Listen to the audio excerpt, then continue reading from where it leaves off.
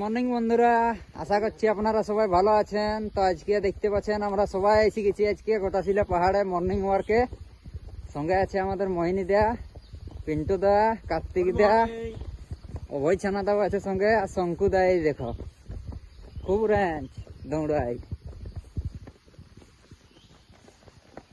আজ দেখতে পাচ্ছ এইদিকে আছে আমাদের গোটাশিলা পর্যটন স্থল।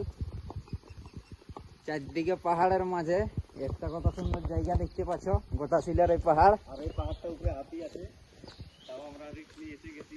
ওই পাহাড়টার উপরে এখন বাজে 6টা। আমরা এখন ধীরে ধীরে ঘরের দিকে ফিরছি। আর এই দেখো প্রাকৃতিক মোরের আওয়াজ। সকালে কি সুন্দর পাখির আওয়াজ, কুলকুল থেকে পাহাড় থেকে আওয়াজ আসছে। বাতাস, বীর প্রতাপ, হাওয়ার বাতাস। সকালের যে হাওয়াটা নিতে হয় বীর হাওয়া বলে তাকে।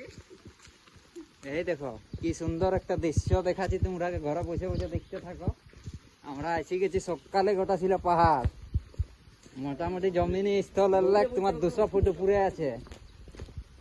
সকালে উঠিয়া মনে মনে বলি সারা দিন আমি যেন ভালো হয়ে চলি, আদেশ করে যাহা মোর ভবিজনে সেই কাজ করি যেন খুব ভালো মনে। জয় বাবা গোটাশিলা। নমস্কার বন্ধুরা, এতটাই আমাদের ব্লগ। আগামী দিনে আপনারাকে দেখাবো আরো। নেক্সট ভিডিও আসবে কালকে সকালে। ধন্যবাদ, জোহার।